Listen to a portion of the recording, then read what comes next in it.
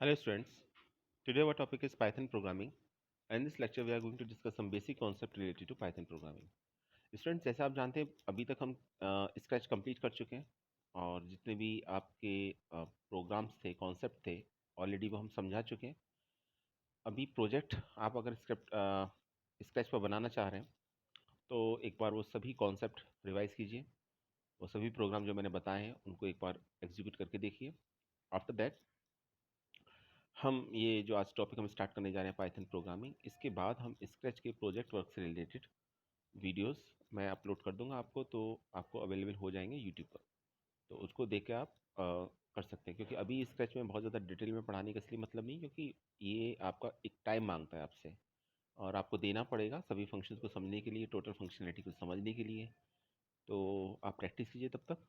और आज से हम पाइथन प्रोग्रामिंग स्टार्ट करने जा रहे हैं, तो बेसिक से ही स्टार्ट करेंगे आज बिल्कुल। यहाँ मैं ये क्लियर कर दे रहा हूँ कि आपके जो सिलेबस में टोटल 5 यूनिट्स हैं, out of which 2 units are basically related to practicals only. तो 2 यूनिट्स जो पाइथन और स्केच हैं ये आपकी प्रैक्टिकल से रिलेटेड है, थ्योरी में नहीं पूछी जाएंगी न्यू सिलेबस के अकॉर्डिंग। बाकी 3 यूनिट्स में से 2 यूनिट्स हम ऑलरेडी कंप्लीट कर चुके हैं। ऑफिस टूल्स एक पार्ट और है उसका। तो ये जहाँ हम इसको प्रैक्टिकल पॉइंट ऑफ व्यू से ही पढ़ना है, आपको समझना है। प्रैक्टिकल के लिए ये बात अलग है, थोड़ा सा थ्योरेटिकल कॉन्सेप्ट आपके क्लियर होने चाहिए। जब तक आपके कॉन्सेप्ट क्लियर नहीं होंगे आप प्रोग्राम नहीं बना सकते, ठीक है।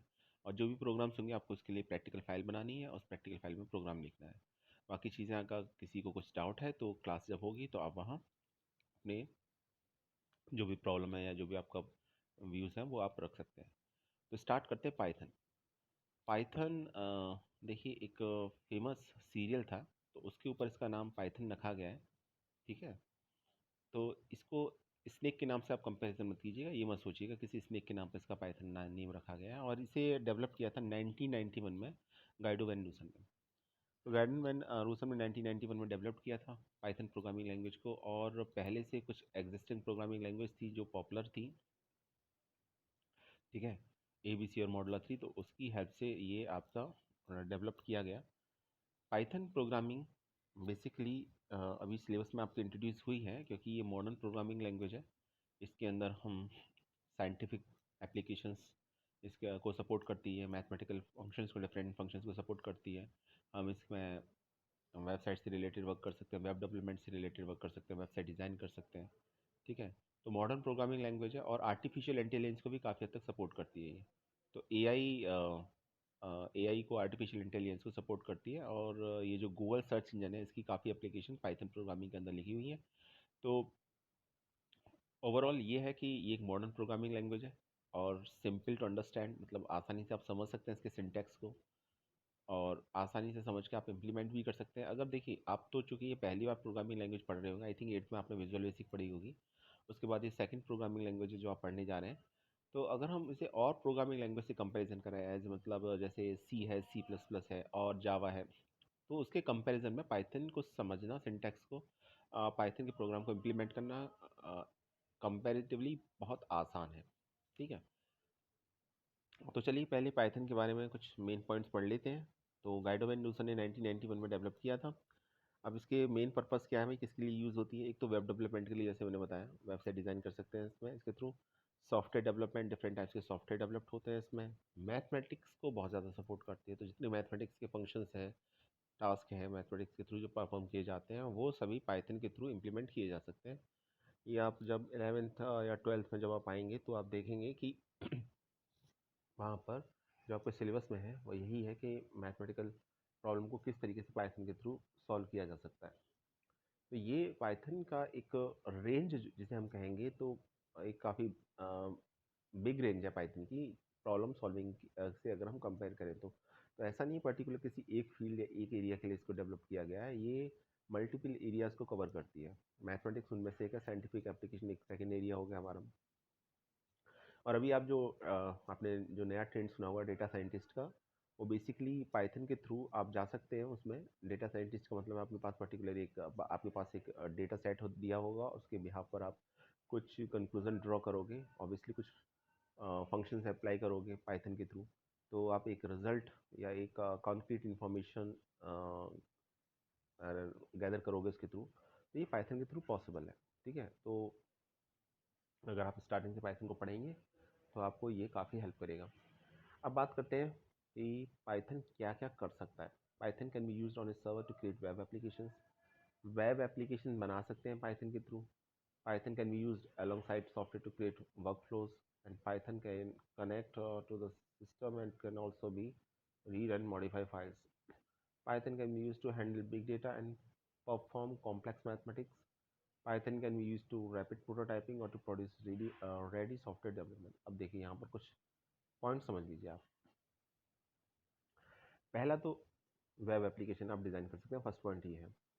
दूसरा ये दूसरे सॉफ्टवेयर के साथ मिलके भी आप काम आसानी से कर सकते हैं पाइथन के थ्रू। तो ऐसा नहीं कि सिर्फ आपको पाइथन, आप अदर सॉफ्टवेयर की हेल्प से भी पाइथन के साथ मिलके काम कर सकते हैं, पाइथन प्रोग्रामिंग लैंग्वेज को की एप्लीकेशन को कंबाइन करके। थर्ड इसका ये है कि इसके थ्रू जो डिफरेंट फाइल्स होती हैं उसको हम आसानी से रीड कर सकते हैं, मॉडिफाई कर सकते हैं। वो पाइथन फाइल पाइथन में ही बनी हो या ना बनी हो, डजेंट मैटर। वो पाइथन में फाइल नहीं भी है तभी हम पाइथन उस फाइल को रीड और अपडेट और डिलीट कर सकते हैं, डेटा को उसको मॉडिफाई कर सकते हैं। ये हम आगे पढ़ेंगे। उनको CSV फाइल बोला जाता है, कॉमा सेपरेटेड वैल्यूज फाइल, तो वो अलग से एग्जिस्ट करती हैं, उसकी वैल्यू को हम चेंज कर सकते हैं। ठीक है। सेकंड ये है कि Python can be use to handle big data. अच्छा, इसमें एक जैसे मैंने अभी थोड़ी देर पहले बताया कि डेटा साइंटिस्ट की एक जॉब होती है, हम सभी जानते हैं। डेटा साइंटिस्ट जो होते हैं बेसिकली डेटा को स्टडी करते हैं, डेटा के बिहाफ पर कोई कंक्लूजन ड्रॉ करते हैं और उसका पिक्चोरियल रिप्रेजेंटेशन भी दे सकते हैं, एक कॉन्क्रीट रिजल्ट दे सकते हैं। तो वो पाइथन के थ्रू किया जा सकता है। जो 12th का जो सिलेबस है कंप्यूटर का या आईटी का, वो बेसिकली इसी को फोकस करके बनाया हुआ है। तो जब आप 12th में जाएंगे और अगर आपके पास एज ऑप्शनल सब्जेक्ट आईटी रहा है, कंप्यूटर साइंस रहा, तो वहाँ आप इसको डिटेल में पढ़ सकते हैं। लेकिन यहाँ ये बात याद रखिएगा कि इसके थ्रू क्या अचीव किया जा सकता है, ये बड़ा इंपॉर्टेंट है। मैं एक एग्जाम्पल देता हूँ। सपोज आपके स्कूल में आपके स्कूल का आपके पास रिजल्ट है लास्ट 3 ईयर्स का, 2017 18 का, 18 19 का, 19 20 का। ठीक। और आपके यहाँ 11 12 की बात करते हैं हम, तो उसमें हमारे यहाँ 3 स्ट्रीम चलती हैं, ह्यूमैनिटीज़, साइंस और कॉमर्स। अब आप उसके अकॉर्डिंग आप डेटा देखना चाहते हैं कि ह्यूमैनिटीज़ में नंबर ऑफ स्टूडेंट्स कितने थे, साइंस में कितने थे, कॉमर्स में कितने थे, लास्ट ईयर कितने थे, कितने परसेंट की ग्रोथ हुई। ठीक है, कितने बच्चे पास हुए, रिजल्ट में कितने का डेविएशन है या कितने का डिक्रीमेंट है, इंक्रीमेंट है, ये सब देख सकते हैं। ठीक है, टॉपर्स के रिजल्ट में कितना वेरी हो रहा है, मार्क्स कितना हो रहा है, एवरेज मार्क्स कितने थे, और इसका हम एक पिक्चोरियल रिप्रेजेंटेशन भी दे सकते हैं। तो ये सब जो काम है ना, ये आप पाइथन के थ्रू कर सकते हैं। पाइथन में बिल्ट इन फंक्शंस होते हैं। अब आप कहेंगे सर ये बिल्ट इन फंक्शंस क्या होते हैं? पाइथन में फंक्शंस पर्टिकुलर किसी टास्क को परफॉर्म करने के लिए बनाए जाते हैं। ठीक है, आपको कुछ नहीं करना होता, आपको फंक्शन पता होना चाहिए। बिल्ट इन फंक्शन की अगर हम बात करें तो बिल्ट इन फंक्शन का मतलब पाइथन के अंदर पहले से बने हुए फंक्शन आप बना भी सकते हैं और पहले से बने हुए भी होते हैं। अगर वो पहले से बने हो तो आपको पता होना चाहिए फंक्शन कौन सा है, तो वो फंक्शन को याद करना होता है, समझना होता है हमें। यही सिलेबस का पार्ट भी होता है आपका हायर क्लासेस में। लेकिन अभी आप ये समझ लीजिए जो बिल्ट इन फंक्शन होते हैं ना, वो आपके पर्टिकुलर किसी गिवन टास्क को परफॉर्म कर सकते हैं विद अ सेकेंड। आप मैनुअली करोगे तो आपको टाइम लगेगा, लेकिन आप फंक्शन के थ्रू इम्प्लीमेंट करोगे तो 1 सेकंड के अंदर ही या उससे भी कम टाइम के अंदर वो एग्जीक्यूट हो जाएगा, टास्क परफॉर्म हो जाएगा। तो ये सब आप एक रिपोर्ट बना सकते हैं। तो उसके बिहाफ पर आपने रिपोर्ट बनाई कि रिजल्ट किसका अच्छा था, एपीआई किस क्लास का बेहतर था, स्ट्रीम वाइज किसका बेहतर था। ठीक है, रिजल्ट अगर डिक्रीज हुआ है, इंक्रीज हुआ है लास्ट ईयर से कंपैरेटिवली, तो फिर वो कितना का डिक्रीमेंट इंक्रीमेंट हुआ, ये आप पता लगा सकते हैं। तो ये सब आप काम कर सकते हैं, ये सब पाइथन के थ्रू कर सकते हैं। इसको डेटा एनालिस्ट बोलते हैं या डेटा साइंटिस्ट बोलते हैं। तो आप डेटा को एनालिसिस कर सकते हैं, डेटा का आपके पास डेटा है और पाइथन की हेल्प से। अब मैनुअली करेंगे टाइम लगेगा आपको, लेकिन पाइथन की हेल्प से करेंगे आपको कम टाइम लगेगा।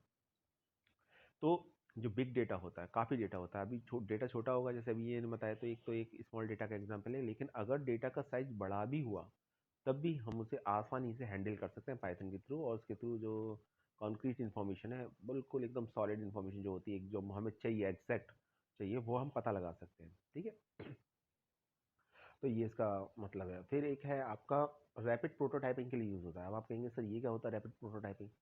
रैपिड प्रोटोटाइपिंग का मतलब होता है, देखिए जब सॉफ्टवेयर बड़े सॉफ्टवेयर बनाए जाते हैं ना, तो जो कस्टमर होता है पहले उसको एक उसका प्रोटोटाइप दिखाया जाता है और प्रोटोटाइप बताया जाता है उसको। तो प्रोटोटाइप ये होता है कि आपका जो लुक एंड फील होगा सॉफ्टवेयर कुछ कुछ ऐसा होगा। तो उससे एक आइडिया लग जाता है, उसके एक इमेज क्रिएट हो जाती है माइंड में कि हाँ भाई ये सॉफ्टवेयर बनने जा रहा है, इस तरीके से परफॉर्म करेगा। तो एक प्रोटोटाइप दिखाना होता है। अदरवाइज क्या होता है कि अगर आपने प्रोटोटाइप नहीं बनाया और कोई बड़ा सॉफ्टवेयर है, छोटे सॉफ्टवेयर की बात नहीं कर रहा मैं, बड़े सॉफ्टवेयर की बात कर रहा हूँ, तो फिर जब डिलीवरी का टाइम आएगा, उस टाइम पर जो कस्टमर है, एंड यूज़र है, या वो अनसेटिस्फाइड हुआ, उसे लगा कि नहीं ये नहीं था, ये ऐसे नहीं, ये हमारी रिक्वायरमेंट नहीं थी, या ये हमारे अकॉर्डिंग नहीं है, तो फिर वहाँ प्रॉब्लम क्रिएट हो जाएगी। तो जित जो भी आपकी मेहनत होगी वो टोटली वेस्ट हो जाएगी, क्योंकि सॉफ्टवेयर 1 और 2 वीक के अंदर तो बनती नहीं है, टाइम लगता है। बिग सॉफ्टवेयर की बातें करें तो मोर देन 2 ईयर्स 3 ईयर्स तक का टाइम लग जाता है। उसके बाद भी अगर वो software according to the need ना हो, या जो आपका सॉफ्टवेयर की रिक्वायरमेंट है उसके अकॉर्डिंग ना हो, या जैसा आपने सोचा था उसके अकॉर्डिंग ना हो, तो वो टाइम भी वेस्ट जाएगा, और जो मनी होगा वो भी वेस्ट जाएगा, और मेहनत जो होगी वो तो वेस्ट जाएगी ही जाएगी। तो होता क्या है, एक प्रोटोटाइप तैयार कर लेते हैं, और तो प्रोटोटाइप ओरिजिनल सॉफ्टवेयर जो फाइनल एंड प्रोडक्ट होता है उसकी तरह से ही दिखता है वो, लगभग। और लेकिन वो एक आइडिया दे देता है समहाउ कि एक ये इस तरीके से सॉफ्टवेयर बन के तैयार होगा। तो इसके अंदर पाइथन के थ्रू हम रैपिड प्रोटोटाइपिंग का कॉन्सेप्ट इम्प्लीमेंट कर सकते हैं। बहुत कम टाइम के अंदर हम प्रोटोटाइप बना सकते हैं इसका, यानी डमी सॉफ्टवेयर क्रिएट कर सकते हैं। तो ये सॉफ्टवेयर डेवलपमेंट लाइफ साइकिल में बड़ा इंपॉर्टेंट रोल प्ले करता है। तो ये पाइथन टास्क परफॉर्म करता है। तो ओवरऑल अगर मैं ये कहूँ कि पाइथन साइंटिफिक एप्लीकेशंस के लिए, मैथमेटिक्स के लिए, आर्टिफिशियल इंटेलिजेंस के लिए, पर्पस के लिए यूज़ होता है, ठीक है। तो उसके साथ साथ आप रैपिड प्रोटोटाइपिंग के लिए यूज़ होता है, कॉम्प्लेक्स डेटा को स्टडी करने के लिए, रिपोर्ट प्रिपेयर करने के लिए, तो ये इन सब पर्पस के लिए, और किसी दूसरी एक फाइल को रीड और मॉडिफाई करने के लिए भी यूज़ होता है। तो ये सब टास्क होते हैं पाइथन के।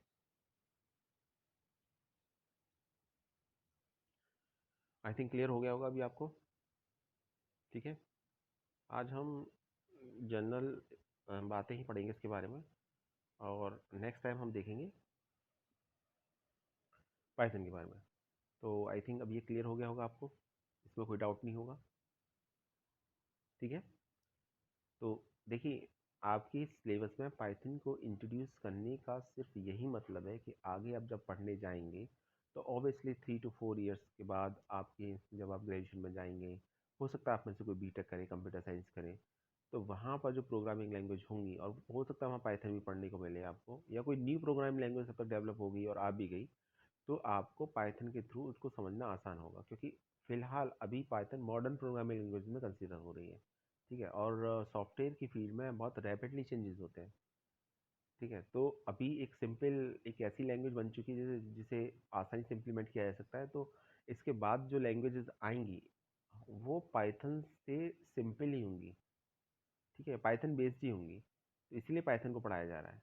और पाइथन अपने आप में सफिशिएंट है काफ़ी एप्लीकेशन को डेवलप करने के लिए, तो हम देख भी रहे हैं, उसमें हम आगे देखेंगे भी। तो इसीलिए आप पाइथन को पढ़िए, समझिए।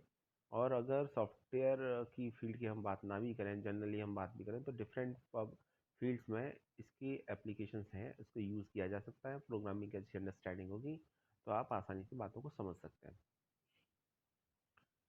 चलिए आगे देखते हैं कि वाई, यहाँ ये फिर से मैं बता दूँ आपको एक बार कि पाइथन का जो नेम है, अक्सर स्टूडेंट कंफ्यूज हो जाते हैं किसी स्नेक के नाम पर। स्नेक के नेम पे नहीं है ये एक फेमस टीवी शो था आई थिंक, हाँ, तो उसके बेसिस पर है। तो स्नेक से इसका कोई लेना देना नहीं है। ठीक है, तो अब क्वेश्चन वही कि पाइथन को क्यों यूज़ किया जाता है। Python was designed for readability and has some similarity to the English language with influence from mathematics. Python में कुछ सिमिलरिटीज है इंग्लिश लैंग्वेज से। जैसे इंग्लिश लैंग्वेज में हम सेंटेंसेस लिखते हैं, तो पाइथन के अंदर भी कुछ इसी तरीके से लिखाए जाते हैं। और बेसिकली जो इसका ये इन्फ्लुएंस है वो मैथमेटिक्स है। तो मैथमेटिक्स में जिस तरीके से हम ऑपरेशन परफॉर्म करते हैं, उसी तरीके से अगर कोई मैथमेटिकल ऑपरेशन अगर हमें पाइथन के थ्रू इम्प्लीमेंट करना है, तो फिर वहाँ पर आप देखेंगे कि मैं करके भी दिखाऊंगा अभी थोड़ी देर में आपको। तो आप देखेंगे कि काफ़ी हद तक सिमिलरिटीज़ हैं उसमें। ठीक है, तो मैथमेटिक्स अगर आपका अच्छा समझ में आता है आपको, तो सेम ऑपरेशन आप पाइथन के थ्रू भी इम्प्लीमेंट कर सकते हैं। मैथमेटिक्स में जनरली तो हमें कैलकुलेशन करनी पड़ती है, पर पाइथन के थ्रू वो करने की ज़रूरत नहीं है। पाइथन हमको रिजल्ट प्रोवाइड कराएगा। लेकिन हाँ, जैसे मैथमेटिक्स में हम ऑपरेटर्स को यूज़ करते हैं, जो उसके रूल्स होते हैं, जैसे अभी कोई इक्वेशन लिखी हुई तो हम उसमें बोर्ड मास रूल यूज़ करते हैं, यानी सबसे पहले ब्रैकेट, ठीक है, फिर डिवीजन, मल्टीप्लिकेशन, एडिशन, सब्ट्रैक्शन, ये जो रूल होता है ना, तो ये सेम पाइथन के अंदर भी फॉलो होता है। तो इस तरीके से हम अगर ये देखें कि इसमें मैथमेटिक्स से बहुत हद तक एक सिमिलरिटी है। दूसरी बात यह है कि Python uses new lines to complete a command as oppose to other programming language often use semicolon और पैरेंथेसिस। देखिए, अभी आपने चूंकि और प्रोग्रामिंग लैंग्वेजेस नहीं पढ़ी, तो एक बात मैं यहाँ पर बता दूँ कि पाइथन के अंदर जब हम न्यू स्टेटमेंट देते हैं, यानी एक स्टेटमेंट कंप्लीट हो गया, अब आपके पास उसे दूसरा स्टेटमेंट देना है, तो आपके लिए सबसे आसान तरीका ये होता है उसमें पाइथन के थ्रू इम्प्लीमेंट करने का, कि आपको लाइन चेंज करनी होती है। जैसे ही आप नेक्स्ट लाइन के अंदर जाते हैं तो ऑटोमेटिकली मान लिया जाता है कि जो ओल्ड स्टेटमेंट था वो कंप्लीट हो चुका है और ये न्यू स्टेटमेंट स्टार्ट हो गया, ठीक है। जबकि अदर प्रोग्रामिंग लैंग्वेज में ये फैसिलिटी नहीं थी। अदर प्रोग्रामिंग लैंग्वेज में आपको कोई न्यू स्टेटमेंट देना है तो या तो आपको सेमी कॉलन का साइन लगाना पड़ेगा। एक स्टेटमेंट टर्मिनेटर होता है ना, जैसे फुल स्टॉप होता है इंग्लिश लैंग्वेज में और हिंदी में भी सब में होता है। तो इसी तरीके से प्रोग्रामिंग लैंग्वेज में सेमी कॉलन का कॉन्सेप्ट था, पर पाइथन प्रोग्रामिंग लैंग्वेज में ये फैसिलिटी प्रोवाइड है कि आप जैसे ही नेक्स्ट लाइन के अंदर जाते हैं तो जो प्रीवियस स्टेटमेंट है वो कंप्लीट मान लिया जाता है। ये इसका मतलब वो कंप्लीट हो चुका है, नेक्स्ट लाइन चेंज करने का ही मतलब ये है। तो अदर प्रोग्रामिंग लैंग्वेज में तो ये है कि आपको या तो सेमी कॉलन लगाना पड़ेगा कभी या फिर कॉमा लगाना पड़ेगा, पर इसके अंदर ऐसा नहीं है। ओके। और तो एक तो ये पॉइंट होगा, एक पॉइंट और था, और वो पॉइंट ये है कि Python relies on indentation using white spaces to define scopes such as the scope of loops, functions, and classes. Other programming languages often use curly brackets for this purpose. अब इसको थोड़ा सा आपको समझने में मुश्किल होगी, क्योंकि ये फंक्शंस लूप्स क्या होते हैं, क्लासेस, डेट, ऑब्जेक्ट, ये सब क्या होते हैं, आपको अभी इसके बारे में कुछ नहीं मालूम है। लेकिन मैं इसको थोड़ा सिंप्लीफाई कर देता हूँ आपके समझने के लिए। देखिए, कभी कभी क्या होता है कि एक स्टेटमेंट किसी दूसरे स्टेटमेंट से कनेक्ट होता है, यानी एक का एग्जीक्यूशन इस बात पर डिपेंड करता है कि दूसरा उसमें स्टेटमेंट एग्जीक्यूट होगा नहीं होगा। इसकी डिपेंडेंसी इस बात पर है फर्स्ट स्टेटमेंट ट्रू है या फॉल्स है। जैसे मैंने आपको स्केच में ही पढ़ाया था, लूप्स पढ़ाए थे, कंट्रोल्स पढ़ाए थे, रिपीट था, ठीक है, रिपीट अनटिल था, ये सब थे ना आपके। तो जब हम इनको स्टडी कर रहे थे तो मैंने बताया था कि ये कंडीशन बेस्ड है, कंडीशन सेटिस्फाइड होती है तब इंस्ट्रक्शंस एग्जीक्यूट होती हैं। तो सेम कॉन्सेप्ट पाइथन प्रोग्रामिंग के अंदर भी इम्प्लीमेंट होता है। तो पाइथन में क्या है कि आपको अगर एक स्टेटमेंट की डिपेंडेंसी दूसरे स्टेटमेंट पर दिखानी है तो स्पेस का यूज़ किया जाता है, जिसे इंडेंटेशन बोलते हैं, वाइट स्पेस का यूज़ किया जाता है। अगर आप एक स्टेटमेंट को सेकंड स्टेटमेंट लिख रहे हैं तो आपको, अगर सेकंड स्टेटमेंट स्पेस देने के बाद आपने लिखा है तो फिर ये माना जाता है कि वो प्रीवियस स्टेटमेंट पर डिपेंडेंट है, ठीक है। तो ये मतलब होता है। बाकी अभी हम एग्जीक्यूट करके देखते हैं तो आपको और क्लियर हो जाएगा। मैं आपको पाइथन का सॉफ्टवेयर दिखा देता हूँ पहले। ये इंस्टॉल कर रखा है, पाइथन के डिफरेंट वर्जन है, ठीक है। अभी मेरे पास एक ऐसा सॉफ्टवेयर पाइथन का वर्जन है जो सभी सिस्टम पर अप्लाई चल जाएगा, आपका रन हो जाएगा, पाइथन 3.3। आप भी इसी को रन कीजिएगा। बाकी आप हायर वर्जन भी कर सकते हैं, आपकी चॉइस है। इसके अंदर आपको क्या करना है, आपको जाना है IDLE पर। GUI क्या लिखा हुआ है, IDLE GUI। अब आप कहेंगे सर ये क्या है। IDLE की फुल फॉर्म समझ लीजिए, इंटीग्रेटेड डेवलपमेंट लैंग्वेज इन्वायरमेंट, यानी कि एक ऐसा इन्वायरमेंट जहाँ प्रोग्राम से रिलेटेड आप सभी टास्क परफॉर्म कर सकते हैं। अब सभी से क्या मतलब है, सभी से मतलब ये है कि आप प्रोग्राम टाइप कर सकते हैं, ठीक है, प्रोग्राम एग्जीक्यूट कर सकते हैं, प्रोग्राम में एडिट भी कर सकते हैं अगर आपकी है, आप एडिट करना चाह रहे हैं तो। Wait a second, 1 minute wait कीजिएगा। ओके, तो आप ये सब टास्क परफॉर्म कर सकते हैं। तो इसको बोला जाता है इसलिए IDLE, integrated development language environment. एक ऐसा इन्वायरमेंट लैंग्वेज से रिलेटेड जहाँ आप सभी टास्क परफॉर्म कर सकते हैं किसी भी प्रोग्राम से रिलेटेड। तो और इसे GUI क्यों बोला जाता है, GUI की फुल फॉर्म होती है ग्राफिकल यूज़र इंटरफेस। तो इसमें क्या है, डिफरेंट आइकन बने हुए हैं, सिम्बल्स बने हुए हैं, तो आपको कमांड टाइप नहीं करनी है, आपको उनका यूज़ करना है, ठीक है। जैसे आपको प्रोग्राम रन करना है तो पाइथन के अंदर रन करने के लिए आपका है F5। F5 की प्रेस करेंगे, ठीक है, फंक्शन की होती है F5। इसको प्रेस करेंगे तो आपको प्रोग्राम एग्जीक्यूट हो जाए, या आप रन बटन पे जाके भी क्लिक कर सकते हैं, तो ये आपके पास चॉइस है। तो जब हम IDLE पे क्लिक करेंगे तो कुछ इस तरीके से आपको दिखाई देगा, ठीक है। ये अब पाइथन में वर्क करने के बेसिकली 2 मोड है, मोड ऑफ ऑपरेशन है यहाँ पर। एक होता है इंटरेक्टिव मोड। अभी हम फिलहाल इंटरेक्टिव मोड में है, तो जब आप ओपन करोगे डायरेक्ट इंटरेक्टिव मोड होगा। इंटरेक्टिव मोड का मतलब ये है कि आप डायरेक्टली इंटरेक्ट कर रहे हैं पाइथन से अंदर लाइन बाई लाइन, ठीक है। और जब हम लाइन बाई लाइन इंटरेक्ट कर रहे हैं तो हम एक लाइन लिखेंगे, उसके बाद जैसे ही हम एंटर प्रेस करेंगे उस लाइन से रिलेटेड जो भी टास्क होगा वो परफॉर्म हो जाएगा। आप कंप्लीट प्रोग्राम नहीं बना सकते इसके अंदर, तो ये इसकी लिमिटेशन है। लेकिन हाँ, अगर आपको कोई एक स्टेटमेंट एग्जीक्यूट कराना है तो हम एग्जीक्यूट करा सकते हैं। एक बात और, पाइथन में इंटरप्रेटर होता है, आप जैसे जानते हैं सभी प्रोग्रामिंग लैंग्वेज में, तो कंपाइलर होता है, इंटरप्रेटर। कंपाइलर और इंटरप्रेटर लैंग्वेज प्रोसेसर होते हैं। तो पाइथन के अंदर इंटरप्रेटर है। इंटरप्रेटर की खास बात ये होती है कि इंटरप्रेटर किसी भी प्रोग्राम को लाइन बाय लाइन एग्जीक्यूट करता है, ठीक है। अगर फर्स्ट लाइन में एरर है, सेकंड लाइन के अंदर नहीं है, तो फर्स्ट लाइन की एरर शो करेगा और सेकंड लाइन को एग्जीक्यूट नहीं करेगा। जबकि कंपाइलर जो होता है वो बेसिकली जो कंप्लीट प्रोग्राम है उसको एक सिंगल टाइम में एग्जीक्यूट कर देता है, तो वो यहाँ नहीं होता। तो एक चीज़ ये ध्यान रखिएगा। तो अभी ये फिलहाल हमारा इंटरेक्टिव मोड है। तो टू टाइप्स के मोड होते हैं, एक होता है इंटरेक्टिव मोड और दूसरा होता है आपका स्क्रिप्ट मोड। तो अभी फिलहाल हम इंटरेक्टिव मोड में। तो चलिए यहाँ हम प्रोग्राम कुछ भी, मान लीजिए मैं सिंपली बता देता हूँ आपको। मान लीजिए मैं जैसे मैंने बताया मैथमेटिक्स से काफ़ी तक सिमिलरिटी है। ये डिफरेंट फंक्शन दे रखे हैं, पहले तो इनको देख लीजिए। ऑप्शन दे रखे हैं मेन्यू बार में, आप इनमें जा सकते हैं। जैसे हेल्प में अगर मैं अबाउट आईडीएलई में जाऊँ तो आईडीएलई के बारे में पता चल जाएगा, ये दे रखा है सब कुछ। और ये फ्रीवेयर है आपका, आपको इसके लिए कुछ पे नहीं करना है पाइथन के लिए, ठीक है। तो आप इंटरनेट से डाउनलोड कर सकते हैं पाइथन को आसानी से, और आपको कुछ भी पे नहीं करना पड़ेगा। तो चलिए कुछ इंटरेक्टिव मोड में कुछ वर्क करके देखते हैं। जैसे मैंने बताया मैथमेटिक्स से सिमिलरिटी है, तो कुछ मैथमेटिक्स की टास्क परफॉर्म करके देख लेते हैं। एडिशन, सब्ट्रैक्शन, मल्टीप्लिकेशन, डिवीजन, ये करके देख लेते हैं। तो आपको भी समझ में आएगा कि पाइथन के थ्रू ये कैसे होता है, ठीक है। अभी एक तो जो वीडियोस बनेंगे इसके ऊपर, वो उससे बिल्कुल बेसिक पाइथन से रिलेटेड होंगे, पाइथन को यूज़ कैसे करना है, ठीक है। और इसका मोबाइल वर्जन भी आता है, उसको मैं नेक्स्ट वीडियो के अंदर बताऊंगा आपको उसमें कैसे काम करना है। फिलहाल आप इसको विंडो वर्जन है उसमें देखिए आप। जैसे मैं अगर 2+5 करूँ, 2+5 के बाद मैंने एंटर प्रेस किया तो रिजल्ट आ जाएगा नेक्स्ट लाइन के अंदर 7। मैंने किया 2-5 तो रिजल्ट आ जाएगा -3। अब मैंने किया 2 स्टार। अच्छा, इसमें ये ध्यान रखिएगा कि अ, इसमें मल्टीप्लाई करने के लिए स्टार यूज़ करते हैं, ठीक है, क्रॉस या डॉट यूज़ नहीं करते मैथमेटिक्स की तरह। तो थोड़ा सा तो अलग रहेगा ही, प्रोग्रामिंग लैंग्वेज है। लेकिन आप प्लस माइनस साइन ऐसे यूज़ होते हैं। और अगर आपको डिवाइड करना है तो स्लैश, और एक और ऑपरेशन होता है मॉडलो डिवीजन। तो ये अर्थमेटिक ऑपरेटर होते हैं, आप अच्छी तरीके से जानते हैं, मुझे बताने की आई थिंक ज़रूरत भी नहीं है। तो अर्थमेटिक ऑपरेटर्स होते हैं। तो मॉडलो डिवीजन का मतलब है ये रिमाइंडर शो करता है। जैसे अगर मैं 5 को 2 से डिवाइड करूँ तो रिमाइंडर 1 आएगा, क्योंकि 2 टाइम्स जाएगा, 2 2 ज़ा 4 और रिमाइंडर बचेगा 1। तो 1 जो होगा आंसर होगा मॉडलो डिवीजन केस में। मॉडलो डिवीजन रिप्रेजेंट किया जाता है परसेंटेज के साइन के साथ।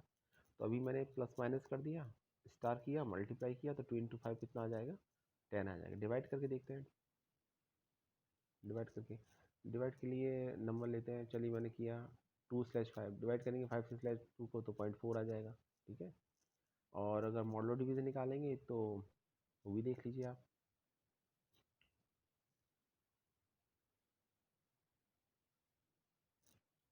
5 लेते हैं नंबर, 5 mod 2 कितना आएगा आंसर, 1 आएगा।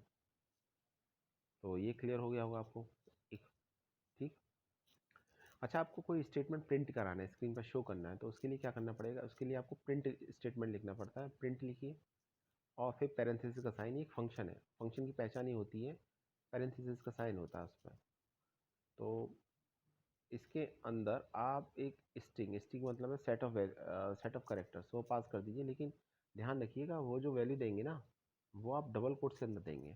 सिंगल भी यूज़ कर सकते हैं, ट्रिपल भी यूज़ कर सकते हैं, लेकिन जनरली हम डबल कोट्स यूज़ करते हैं। तो देखिए आप कलर भी चेंज हो रहा है, ठीक है। तो कलर ये जब आप प्रोग्राम बना लेंगे थोड़ी बहुत तो आपको पता चल जाएगा कि तो किस तरह से रिप्रेजेंटेशन होता है इसका। तो प्रिंट एक फंक्शन है। अगर मुझे कुछ भी प्रिंट करना है स्क्रीन पर, कोई मैसेज प्रिंट करना है, अपना नेम प्रिंट करना है, कुछ भी मैसेज प्रिंट करना है, तो प्रिंट फंक्शन के थ्रू उसे प्रिंट किया जा सकता है, ठीक है। तो मैं प्रिंट लिखता हूँ, प्रिंट लिखने के बाद पैरेंथेसिस का साइन, फंक्शन में पैरेंथेसिस का साइन हमेशा होता है, याद रखिएगा। और फिर डबल कोट्स में हम कोई भी मैसेज जो हम लिखना चाह रहे हैं, मैंने यहाँ पर अपना नेम लिखा है तो मेरा नेम प्रिंट हो जाएगा, मैं कुछ और लिखूँगा तो वो प्रिंट हो जाएगा। और चूंकि अभी हम इंटरेक्टिव मोड में काम कर रहे हैं, तो आप एंटर प्रेस करने के बाद जैसे ही आप देखेंगे तो आपका आउटपुट भी आ जाएगा, नीचे आउटपुट आ रहा है ब्लू कलर से जो आ रहा है। तो एक ही हो गया आपका। चलिए कुछ और देखते हैं। एक और मैसेज ही प्रिंट कराते हैं। चलिए आपको मैं अपना नेम ना प्रिंट करा के कुछ और प्रिंट कराता हूँ, तो आपको समझ में आ जाएगा कि कैसे आप प्रिंट करा सकते हैं इसके अंदर। आपने लिखा प्रिंट और यहाँ लिखा डबल कोट्स में APS वाराणसी, ठीक है। APS वाराणसी प्रिंट हो जाएगा, जो आप लिखेंगे वो एज इट इज़ प्रिंट हो जाएगा, ठीक है। ये देखिए APS वाराणसी प्रिंट हो गया, क्लियर।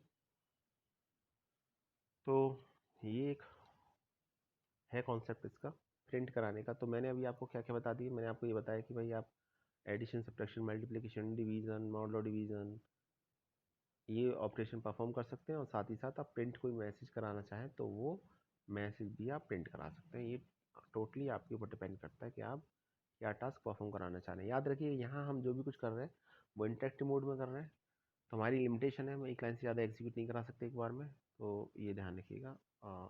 एक मिनट, अब बात करते हैं स्क्रिप्ट मोड की। अगर आपको स्क्रिप्ट मोड में जाना है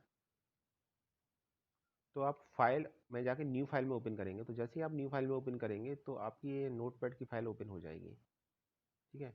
यहाँ फ़ायदा ये है, इसका स्क्रिप्ट मोड इसलिए किया जाता है क्योंकि यहाँ कोई लिमिटेशन नहीं है। आप कंप्लीटली अपनी स्क्रिप्ट लिख लीजिए, अपना पूरा प्रोग्राम लिख लीजिए, चाहे उसके अंदर 10 लाइन से 100 लाइन से जितना भी आपका है वो लिख लीजिए, और उसके बाद F5 की को प्रेस करेंगे तो प्रोग्राम एग्जीक्यूट हो जाएगा। इंटरेक्टिव मोड में एंटर करते ही एग्जीक्यूट हो रहा था, और साथ ही साथ वहाँ एक बार में एक लाइन को हम एग्जीक्यूट कर पा रहे थे, पर वो बाउंडेशन यहाँ या उस तरह की रेस्ट्रिक्शंस यहाँ नहीं है हमारे पास। मैं करके दिखाता हूँ आपको। यहाँ मैंने लिख दिया, चलिए प्रिंट, यहाँ भी मैंने प्रिंट स्टेटमेंट ही लिखा, तो यहाँ लिख देंगे। एक लाइन लिख सकते हैं, एक से ज़्यादा लिख सकते हैं, ये टोटली आपके ऊपर डिपेंड करता है। ये जैसा आप करना चाहें वैसा कर लीजिए। मैंने अपना नेम लिख दिया, उसको मैं प्रिंट कराना चाह रहा हूँ, तो ये देखिए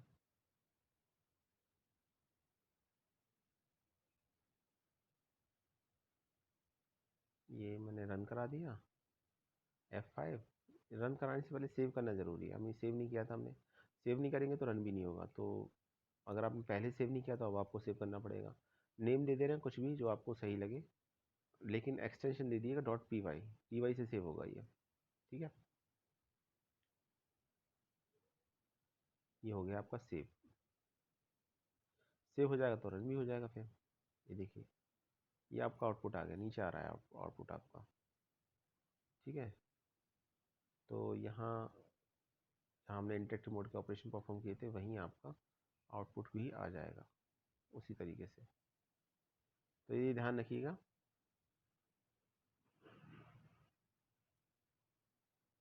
ये देखिए दोबारा मैंने एग्जीक्यूट कराया पाइथन शेल को दोबारा ओपन करके, तो ये देखिए दोबारा एग्जीक्यूट हो गया ये। तो ये आप चाहें तो एग्जीक्यूट जितनी बार चाहें उतनी बार एग्जीक्यूट करा सकते हैं, आपकी मर्जी है, चॉइस आपकी है। तो एक ये हो गया कॉन्सेप्ट।